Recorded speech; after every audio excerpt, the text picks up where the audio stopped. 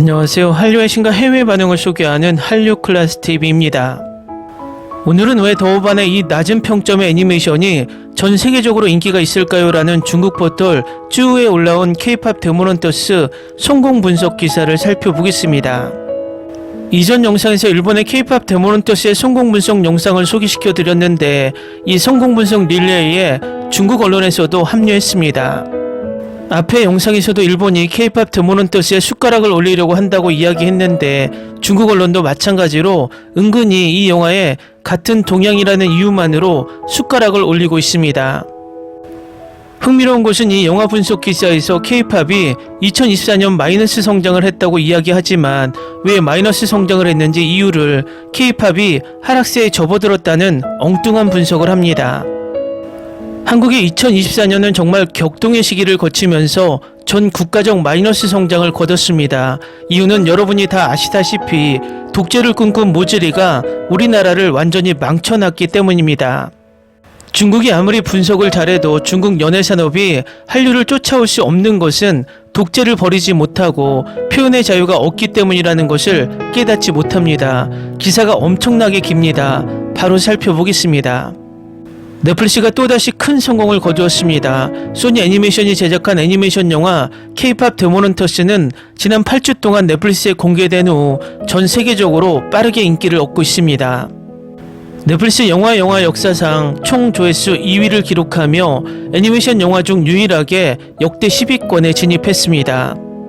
이 영화의 사운드 트랙은 스포티파이와 빌보드 차트에서도 좋은 성적을 거두었습니다.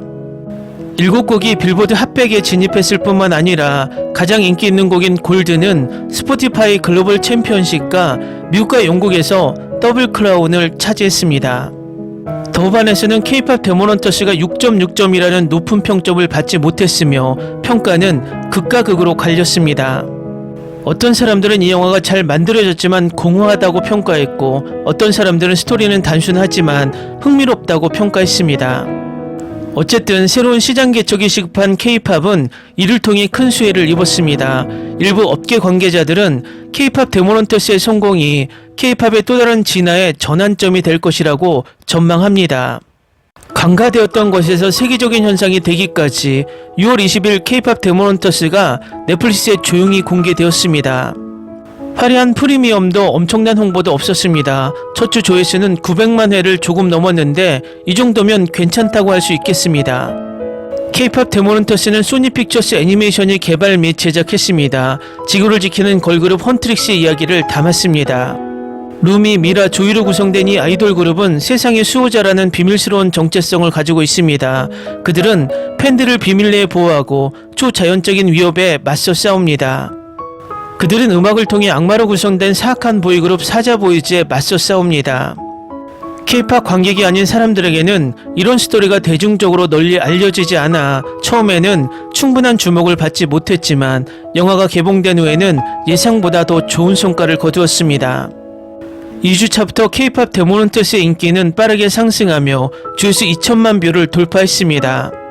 이후 차근차근 성장세를 보이며 93개국 국가 및 지역에서 차트 10위권에 진입하고 33개국 국가 및 지역에서 1위를 차지하는 등 세계적인 현상으로 자리매김했습니다.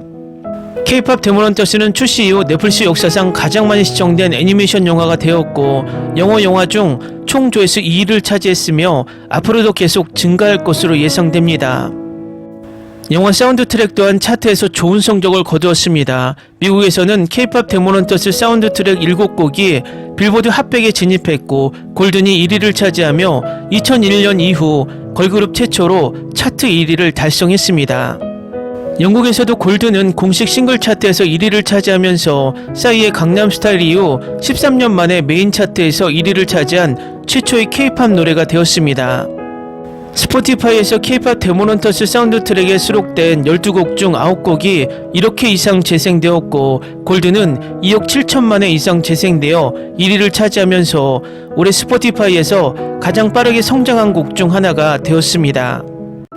만화 속 가상의 걸그룹 헌트릭스가 스포티파이에서 월간 청취자 4천만 명을 돌파하며 블랙핑크와 방탄소년단을 제치고 스포티파이에서 월간 청취자 수가 가장 많은 K-POP 그룹이 됐습니다. K-팝 데모넌터스 굿즈 또한 불티나게 팔렸습니다. 넷플릭스는 원래 영화의 신화 속 동물인 호랑이 인형을 제작진에게 선물로 한정 수량으로 제작했습니다. 하지만 수요가 급증하면서 대량 생산에 돌입했습니다. 이 굿즈는 순식간에 그의 상품 차트에서 5위권 안에 들었습니다. 넷플릭스 스토어에서 실물 사운드 트랙도 빠르게 판매되어 신규 고객 수가 400% 증가했습니다. 이에 대해 넷플릭스 임원진은 젊은 여성 관객과 K-팝 애니메이션 팬들이 이 영화를 좋아할 것이라고 오랫동안 예상했지만 이 영화의 영향력은 원래 타깃 인구층을 훨씬 넘어섰다고 밝혔습니다. K-팝 데모넌터스가 개봉한 바로 그 주에 2억 달러의 제작비가 투입된 것으로 알려진 픽사의 신작 엘리오도 공개되었습니다. 이 영화는 시장에 큰 관심을 모았습니다. 예상치 못하게도 엘리오는 흥행에 실패했고 K-팝 데모넌터스는 경이로운 작품이 되었습니다. 많은 사람들이 엘리오가 흥행에 실패한 이유가 너무 구식이었기 때문이라고 생각합니다. 이 영화는 원래 지구와 인간의 외로움이라는 궁극적인 명제, 즉 삶의 본질을 탐구하려 했지만 결국 가족 친화적인 서사라는 틀에 박혔습니다. 반면 K-팝 데모넌터스가 예상치 못하게 인기를 얻은 이유는 유럽과 미국 애니메이션의 전통적인 틀에서 벗어났기 때문이라는 의견이 지배적입니다. 악마 사냥이라는 주제는 유럽과 미국 시장에서 새로운 것은 아니지만 제작진은 서사 논리를 재구성하기 위해 동양적 플러스 여성적 관점을 선택했습니다. 이 영화는 한국의 실제 문화와 삶의 장면을 풍부하게 담고 있을 뿐만 아니라 일본의 애니메이션의 특징도 부분적으로 흡수하며 유럽과 미국 관객에게 더욱 신선한 시청 경험을 선사합니다.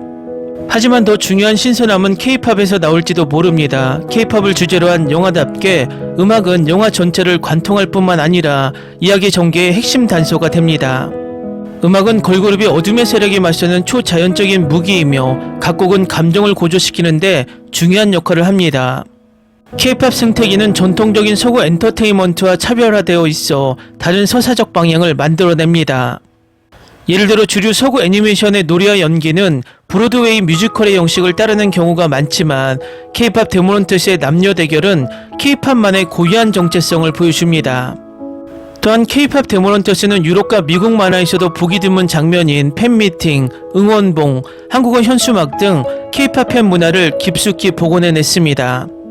감독 매기강에 따르면 이야기가 최종적으로 구성되기 전까지는 음악이 영화의 주요 주제로 여겨지지 않았다고 합니다. 방탄소년단과 블랙핑크 등 다수의 히트곡을 프로듀싱한 베테랑 K-팝 프로듀서 테디 박과 린드그렌이 음악을 작곡했습니다.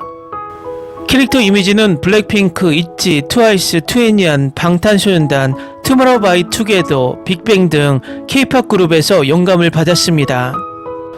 효과는 예상외로 좋았습니다. 유럽 문학과 예술의 거장으로 알려진 야샤미 벤 샬미는 영화 속 음악이 애니메이션의 서사적 완성도를 높이는데 효과적이며 오히려 히트 요소로 작용한다고 평했습니다. 새로운 K-팝 유니버스 K-팝 데모넌터스의 성공으로 넷플릭스와 소니 애니메이션은 다음 단계를 계획하기 시작했습니다. K-팝 데모넌터스는 속편 촬영뿐만 아니라 실사 버전도 촬영할 계획입니다. 또한 K-팝 데모넌터스 제작진은 주인공 루미, 미라, 조이의 각자의 스토리라인을 확장할 계획이며 새로운 K-팝 세계관이 곧 등장할 예정입니다. K-팝 데모넌터스는 본질적으로 K-팝에서 만들어진 작품은 아니지만 K-팝은 가장 큰 수혜자 중 하나가 되었습니다. 10년간 폭발적인 인기를 누린 K-팝은 2024년 정점에 도달하며 한국 음악 산업에 10년 만에 첫 매출 감소를 초래했습니다. K-팝 데모넌터스의 폭발적인 성공은 K-팝의 시의적절한 활력을 불어넣었을 뿐만 아니라 K-팝의 발전에 새로운 관점을 제시했습니다.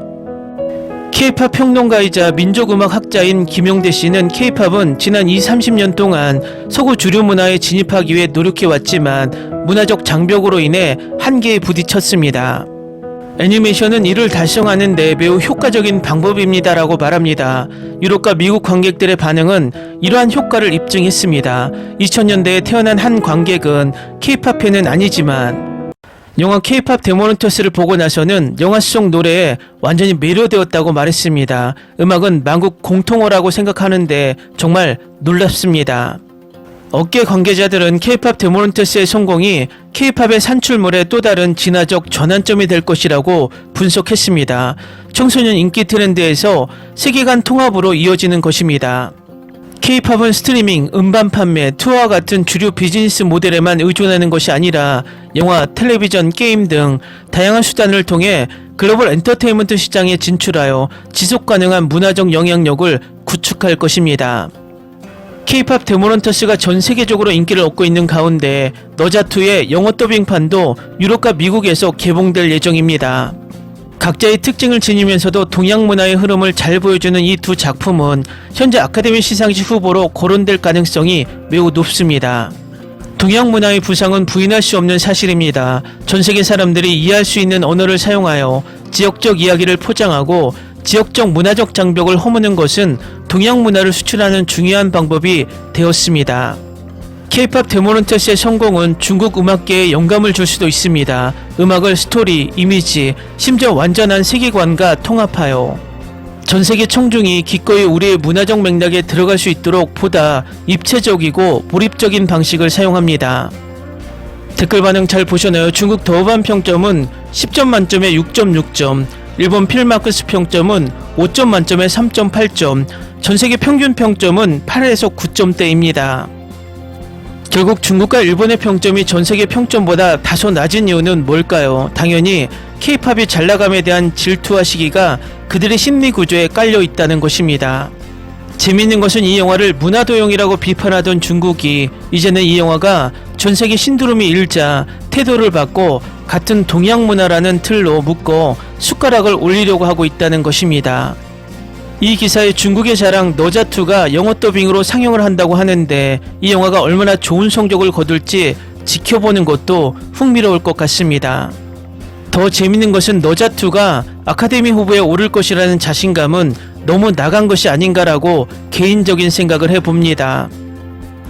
한류 클래스 TV는 한류 외신과 해외 반응을 꾸준히 쫓아가 보겠습니다. 재밌게 잘 보셨나요? 여러분의 구독, 좋아요, 댓글, 알림 설정은 컨텐츠 제작에 큰 힘이 됩니다. 그리고 항상 하시는 일마다 대박 나시고 행복하시길 바랍니다.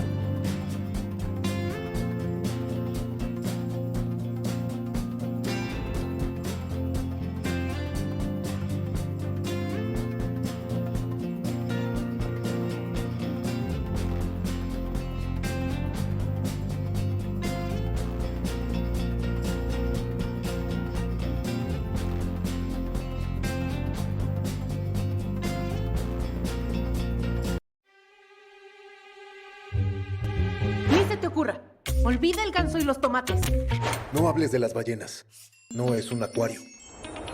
No actúes como tonta. Sé que eras una genio. ¿Sí? No vayas a presumir, a la gente no le gusta eso. Y no digas cosas sin sentido. Y bueno, ¿minamos? Hasta pronto. Abogada, tengo mucha curiosidad por conocerla.